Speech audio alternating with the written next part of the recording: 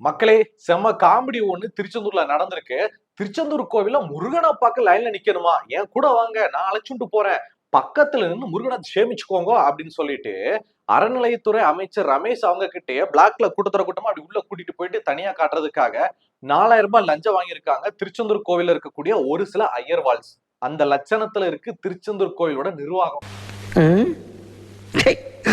ஒரு காலகட்டத்தை பொறுத்த வரைக்கும் மக்கள் கூட்டம் கம்மியா வரும்போது எல்லாருமே லைன்ல போயிட்டு அப்படி சாமி கும்பிட்டு அப்படியே வர்றதுங்க அந்த மாதிரி இருந்தாங்க. ஆனா எப்ப மக்கள் கூட்டம் ரொம்ப அதிகமாச்சோ அப்பதான் இந்த தர்ம தரிசனம், விஐபி தரிசனம், விவிஐபி தரிசனம் அந்த மாதிரிலாம் போட்டு காசு பார்க்க ஆரம்பிச்சிட்டாங்க நிர்வாகம். சோ அறநிலைத்துறையில அவங்களோட கல்லாக்கட்டமா இந்த மாதிரி மக்கள் கிட்ட இருந்து காசு வாங்கினதா உண்டு. எவெல்லாம் சீக்கிரமா போயிட்டு சாமியை பார்க்கணுமோ அவெல்லாம் காசு கொடுத்துட்டு போ அப்படின்ற மாதிரி ஒரு கான்செப்டை கொண்டு வந்துட்டாங்க. இது திருவண்ணாமலை, பழனி, திருச்செந்தூர் இந்த மாதிரி பெரிய பெரிய முக்கியமான ஸ்தலங்கள்ல கண்டிப்பான முறையில உண்டு. இது எல்லாத்தையும் தாண்டி திருச்செந்தூர்ல நடக்குது பாருங்க ஒரு ஸ்கேமு. நாமெல்லாம் என்ன பண்றோம் சொசைட்டில ஸ்கேமு, திருச்செந்தூர்ல பண்றாங்க பாருங்க ஒரு ஸ்கேமு. தாங்க முடியாதுங்க.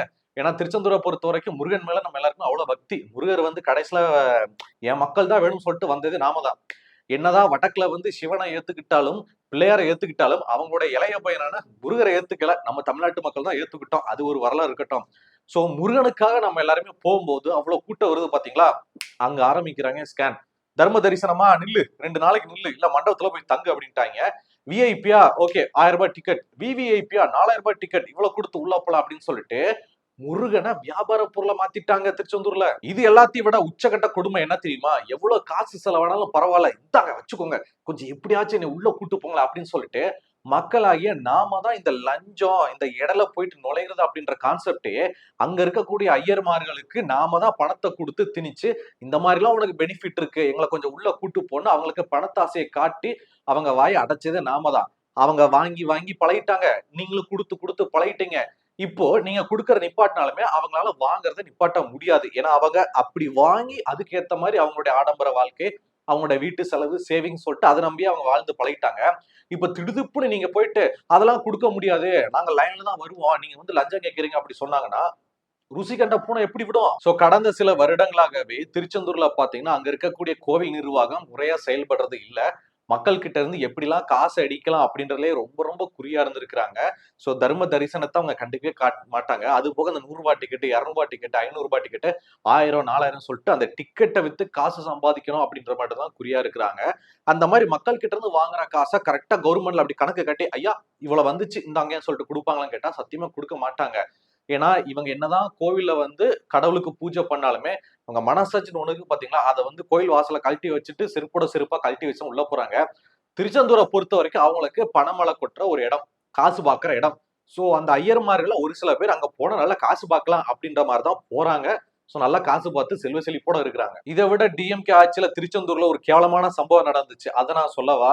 அறநிலைத்துறை அமைச்சரா இருந்தால சேகர் பாபு அவரு ஒரு திட்டத்தை கொண்டு வராரு. இந்த மாதிரி திருச்செந்தூர்ல குழந்தைகளை வச்சுட்டு தாய்மார்கள் வருவாங்க பாத்தீங்களா, அவங்களுக்கு காலை மாலை என 2 வேளை 2 டம்ளர் பால் கொடுப்போம், இந்த அளவுக்கு பால் கொடுப்போம் அப்படின்னு ஒரு திட்டத்தை ஆரம்பிக்கிறாங்க. அந்த திட்டத்தை ஆரம்பிச்சு நல்லபடியா செயல்படுத்துறாங்களா கேட்டீங்கன்னா கிடையாது. சும்மா ஒரு கண் துடைப்புக்காக அமைச்சர் சேகர் பாபு பால் வாங்கிக்கோங்க பால் வாங்கிக்கோங்க அப்படி சொல்லிட்டு கொடுத்துட்டாரு. அந்த திட்டத்தை அதோட க்ளோஸ் பண்ணிட்டாங்க.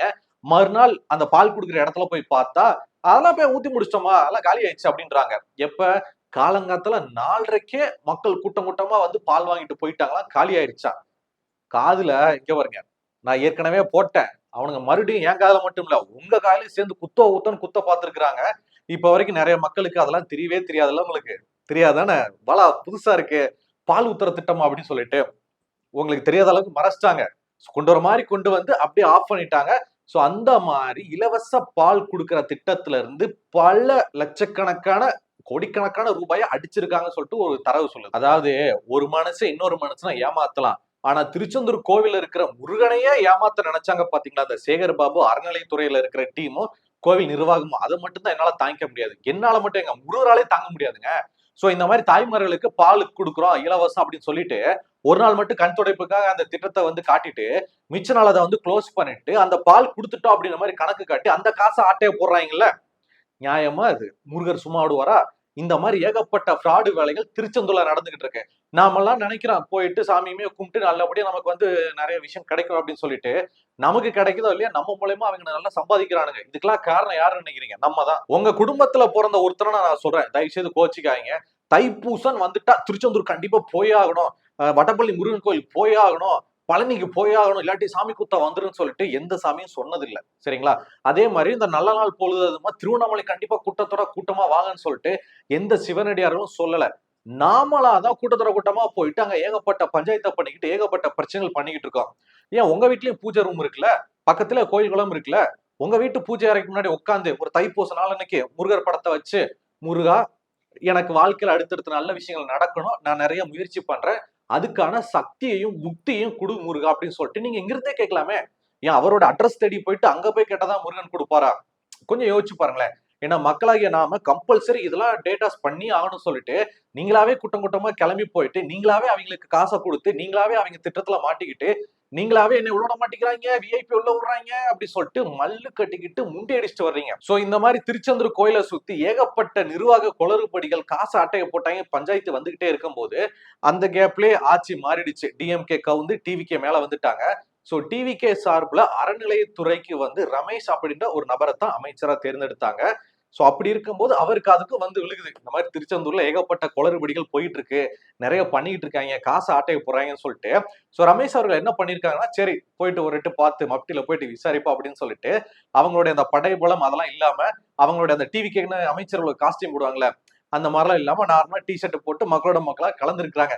அப்படி கலந்து போயிட்டு கூட்டத்தர கூட்டமா இருக்கும் போது இந்த ஒரு சில ஐயர்வார்கள் என்ன பண்ணிருக்காங்க அப்படின்னா, கரெக்டா அறநிலைத்துறை அமைச்சர் ரமேஷ் அவங்களே பார்த்து, தம்பி உள்ள கூட்டு போனோமா, எத்தனை பேர் வந்திருக்கீங்க, 4000 ரூபாய் கொடுங்க, உள்ள கூட்டு போறேன், சாமியை பார்த்து சேமிச்சுக்கோங்க, இதுக்காக லைன்ல வெயிட் பண்றேன், அண்ணன் இருக்கணும் வாங்க அப்படின்னு சொல்லிட்டு கேட்க, அமைச்சர் அவர்களும் இருங்க இருங்க, ஐயர் எவ்வளவு 4000 ரூபாய், 4000 ரூபாயா, ஜிபே பண்ணிடுறோம் அப்படி சொல்லிட்டு ஐயர்மாருக்கு 4000 ரூபாய் ஜிபே பண்ணிருக்காங்க. ஐயர்மாரும் தம்பி வந்துருத்தோ வாங்க போலாம், வழி வழி நகருங்க நகருங்க விஐபி வர்றாங்க அப்படி சொல்லிட்டு ஐயர்மாரு உள்ள கூட்டு போயிட்டாரு. அதுக்கப்புறம் தான் உள்ள போயிட்டு எல்லா விவரமும் தெரிய வருது. நாம 4000 ரூபாய் லஞ்சத்துக்கு கூட்டிட்டு வந்தது சாதாரண மனுஷன் கிடையாது, அறநிலைத்துறைக்கு அமைச்சரே அவர்தான்னு. அந்த லட்சணத்துல இருக்குது திருச்செந்தூர் கோவில் நிர்வாகம். அவங்களுக்கே தெரியல யார் அமைச்சர்னு தெரியல. அதுக்கப்புறமா இந்த நிர்வாகத்துக்குள்ள எந்தெந்த கருப்பாடுகள் ஒளிஞ்சிருக்கு, யாரெல்லாம் பணத்தை ஆட்டைய போடுறாங்களோ அவங்க எல்லாரையும் கண்டுபிடிச்சு அவங்கள வந்து மன்னிப்பு கடிதம் கேட்டு எழுதி வாங்கியிருக்காங்க ரமேஷ். எனக்கு என்ன விஷயம் அப்படின்னா, அவனுக்கு என்ன ஸ்கூல் படிக்கிறானுங்களா? ஏன்னா சேட்டை பண்ண உடனே இனிமேல் செய்ய மாட்டேன் அப்படி சொல்லிட்டு மன்னிப்பு கடிதம் கேட்டு வாங்குறதுக்கு.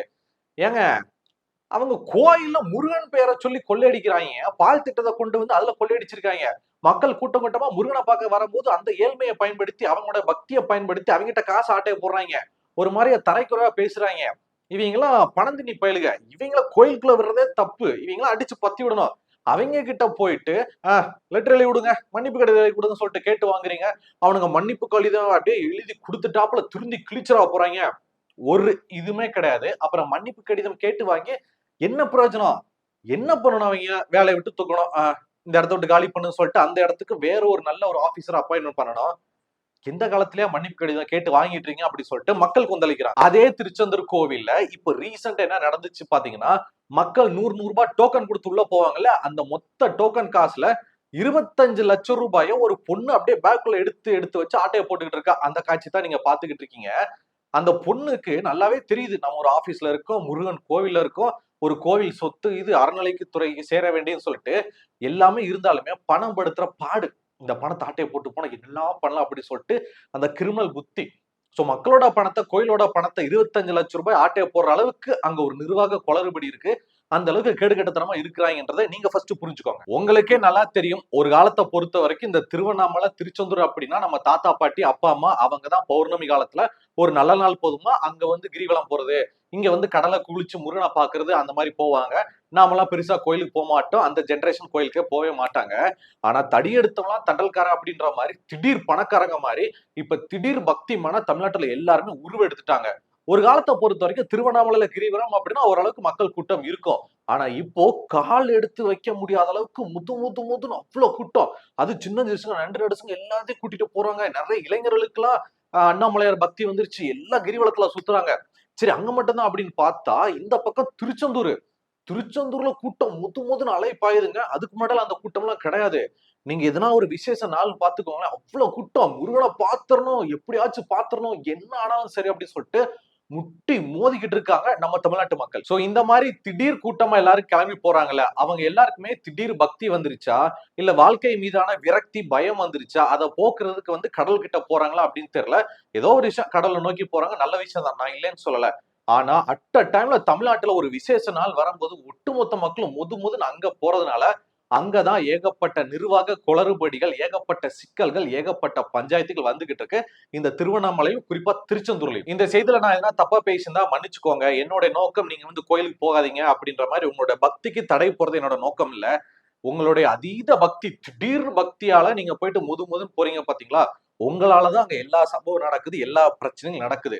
ஏன்னா அட் அ டைம்ல பௌர்ணமி அப்படிங்கும்போது நான் கிரிவலம் போயே ஆவேன்னு சொல்லிட்டு ஒட்டுமொத்த தமிழ்நாடு மக்களும் அங்க போக, அங்க ஏகப்பட்ட பிரச்சனைகள் வேற, கிரிவலம் சுத்தும் போது அங்க பஞ்சாயத்து வேற, கோயிலுக்குள்ள விட மாட்டேங்கிறாங்கன்னு சொல்லிட்டு அங்க போயிட்டு நீங்க போயிட்டு மல்லு கட்டிட்டு நடக்க, எல்லாத்தையும் முடிச்சுட்டு ரிட்டர்ன் கிளம்ப பஸ் கிடைக்க மாட்டேங்குன்னு சொல்லிட்டு அதுக்கும் மல்லு கட்டிக்கிட்டு இருக்க, சாமி கும்புற போற இடத்துல உங்களுக்கு நிம்மதியே கிடைக்காது, கிடைக்காத சூழ்நிலை அங்க உருவாகுது. அதுக்கு பதிலா வீட்டுல இருந்து மனசார கும்பிடுங்க. நீங்க மனசார கும்பிட்டுட்டு உங்க தொழில நீங்க குடுக்குற எஃபோர்ட்ல மூலியமா தான் உங்களால முன்னேற முடியுமே தவிர, எல்லா பௌர்ணமிக்கும் நீங்க அங்க போயிட்டு சாமி கும்பிட்டா உங்களுக்கு கடவுள் தூக்கி குடுத்துருவாருன்னு எந்த சாஸ்திரத்திலையும் சொல்லல. சோ கடவுள் உங்களுக்கு குடுக்க வேண்டியது நல்ல புத்தியும், உங்களுடைய தொழில் அடுத்தடுத்து முன்னேற்றம் நீங்க வர்றதுக்கு உங்களுக்கான சக்தி மட்டும் தான் குடுப்பாரே தவிர, எல்லாத்தையுமே குடுத்துட்டா அப்புறம் நம்ம எதுக்கு? நம்மளோட உழைப்பு எதுக்கு?